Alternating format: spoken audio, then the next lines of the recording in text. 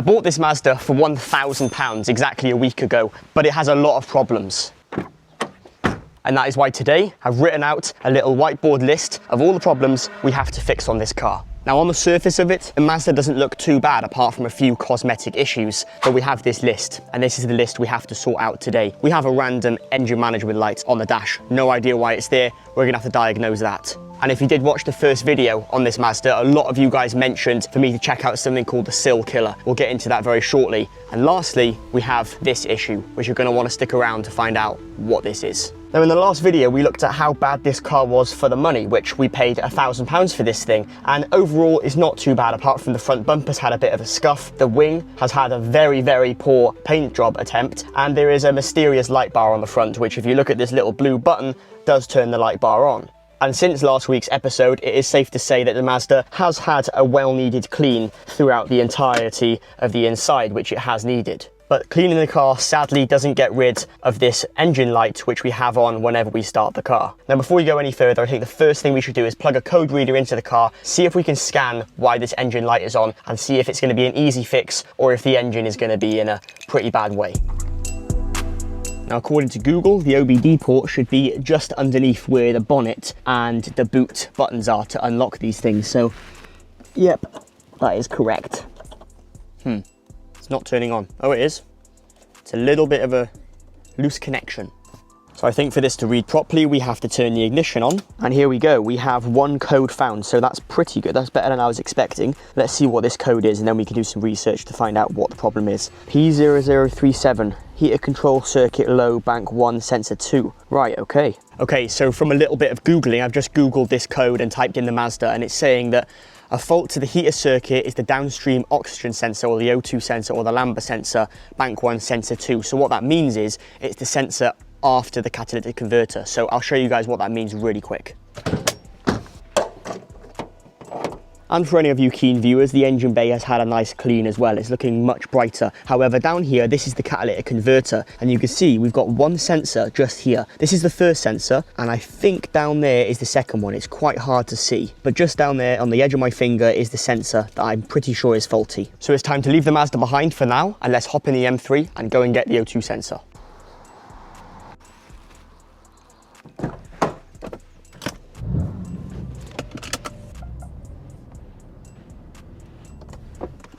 Half an hour later, finally arrived. Hopefully they have this O2 sensor in stock.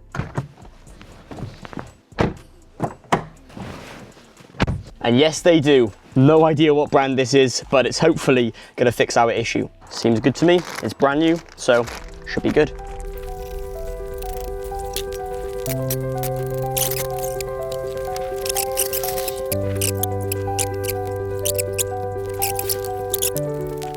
So the car's dragged up in its safe. Let's get this O2 sensor undone. Right, got a special O2 adapter, so let's feed that on. I've already disconnected the plug. See how tight this is. Oh my life, that was not tight at all. It's just come off straight away. Happy days. This is the face of success, when you actually succeed at doing something. But if this is going to fix it, well, that's another story. Old versus new. I think this one has seen quite a few miles. Yeah, as far as I'm concerned, when you see a white patch like this on the O2 sensor, I'm pretty sure that means it's not in a good way. So, good thing we're changing this. Right, I'm about to thread this new sensor back in, and yeah, that don't look good. The back of the wheel arch, it's damp and it hasn't rained in like 4 days. You see, what I've just seen is exactly what I think a subscriber warned me about in the last video, the sill issue. Now, from what I've been told and reading a few comments from the previous video on this Mazda, the back wheel arch, which is plastic, apparently just acts as a sponge holding water with like a muddy debris, kind of as if you imagine a compost bin behind it. And if you're holding that against metal, it's just gonna act as a rust-like machine. No wonder these cars die. I think taking out those rear arch liners to see if it is like a muddy sponge behind it is arguably more important than changing the O2 sensor, because the car still runs. If that gets any worse, this car could never be on the road ever again. Where I've had a few comments say that you can do this with the wheel on, and also a few that say you have to take it off. So gonna try and attempt with the wheel on for now, and then we'll see how bad the damage is. All right, just one more underneath here, which is a Phillips. So let's get a Phillips screwdriver. it's time to remove this piece.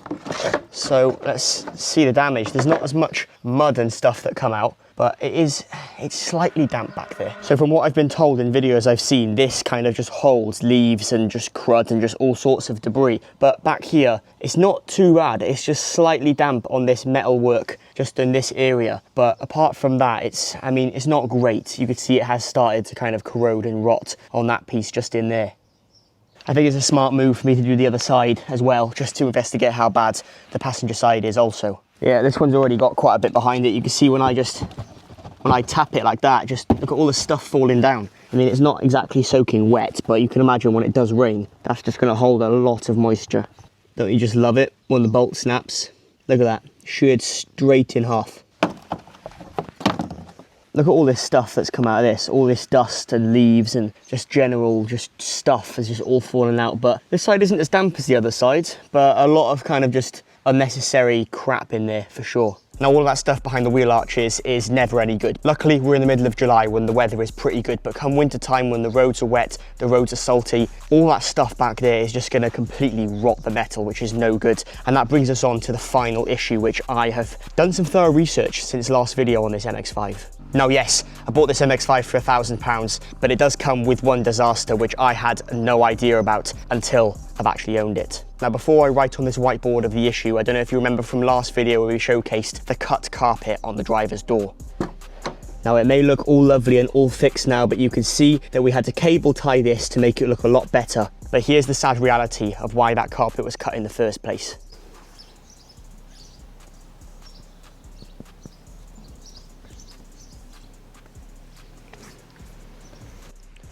Drain tubes.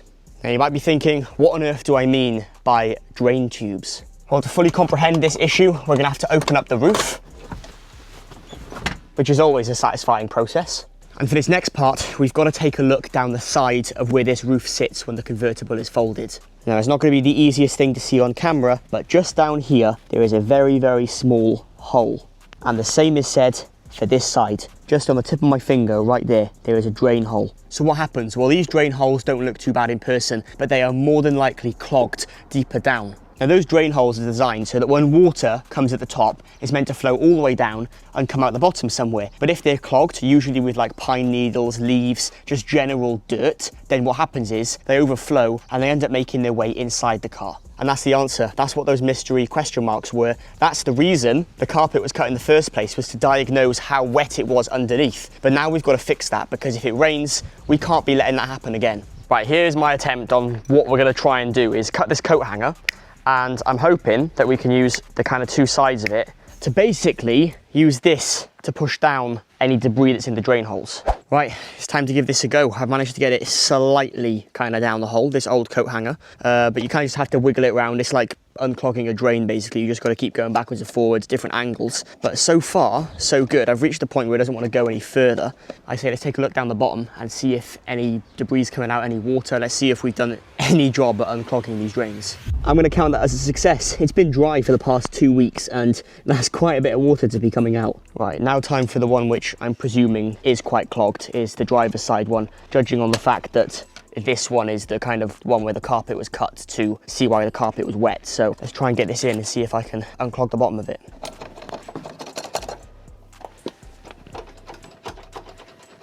Aha, it's working guys. We have a small leak, nothing as crazy as the passenger side, but I'm going to count that as a success. Yeah, that did about as good a job as I'd expect it to do. Now, of course, there are special tools for this that you can actually buy online, so I might actually invest in the actual tool which has all brushes and stuff to properly clear the channels. But for now, we did unclog both sides with the coat hanger, and we had a little bit of water come out of both, so I'm going to count that as a success. Those plastic arch liners may be removed, and the drains may be unplugged.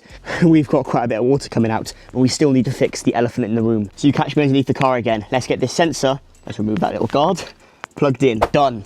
It's done, it's plugged in, hopefully this works. Right, it's time for the moment of truth. Ignition on, it's still showing I have a code. I'm guessing that's because I haven't erased it yet. But here's the thing about O2 sensors and the catalytic converter. We're gonna have to drive the car, because if we don't drive the car, we can clear the code, but the catalytic converter and the engine need to do a heat cycle. They need to get everything up to temperature. It needs to read all the data. So this code could come back in, but I'm really hoping it doesn't. But for now, let's come down here and we're going to scroll to erase codes, and let's go ahead and erase it, and hopefully it's going to come back with everything being okay. It's the suspense with this thing taking so long to erase. You're thinking, is it going to come back with it back on? Is it going to come back with it gone away? Hopefully it's going to go away, because otherwise then there's mechanically with this car, with the engine wise, there's nothing faulty with it. It is just spot on. Come on, come on, come on, come on. Why is this taking so long? It's only got to erase one code. Come on. Been like 5 minutes and it's just saying erasing codes, please wait. I mean, what do? I don't want to turn the car on in case it messes something up while this is erasing something. Maybe it's because I have the world's cheapest OBD scanner. I guess I've shot myself in the foot with this one. Okay guys, it finally replied. It said I have to start the car to erase the code. So let's go ahead and start it. We're still on the ramp, so we've got to make sure we're in neutral here. Right, 3, 2, 1. Right, the engine light's gone. It's nowhere to be seen and the car is running. Right, let's come down to this and read codes, and hopefully this is going to say no codes. Come on. There's no engine light. No codes are stored. Absolutely amazing. But I got to turn this off because our work is not done. Just because we've erased the engine light doesn't mean it's not going to come back on in a drive or so. And if the engine light does come back on, that means that the sensor wasn't the problem and the catalytic converter is probably on its way out. And that catalytic converter, to buy a new one or a second-hand one, is probably near the price I paid for this car. Let's get this thing off the jack stands and on the road.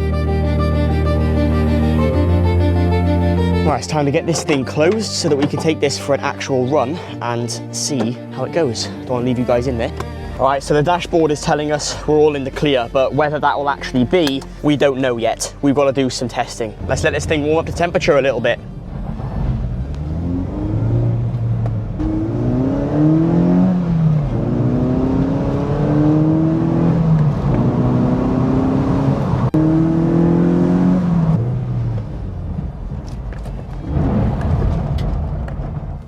If anybody tells you not to buy one of these cars because they're not fun or they're not reliable, they are so much fun. Currently though, no engine management light. We've almost reached, I would say, kind of top temperature, halfway point. So far, so good. But I'm not gonna get my hopes up just yet until we're back on the drive and that yellow light is nowhere to be seen on the dashboard. But for now, I have something very important to show you guys. Now for the drive home, what I've decided to do is I'm going to place my wireless mic right next to the earbox so you guys can enjoy some insane induction sounds, because I think the induction noise on this car is top tier.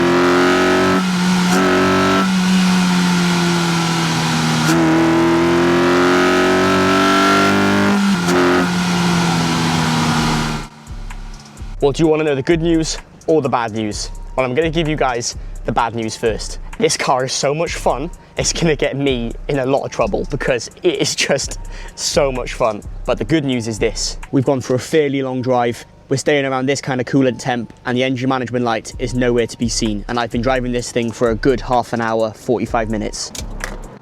So after all that, I'm going to call this video a massive success. And I think we can successfully wipe away everything on our to-do list because we've cured every single issue on this car. And apart from the wing damage and a little bit of cosmetic scratches here and there, this car's brilliant. But there is one more thing I've got to write on this whiteboard.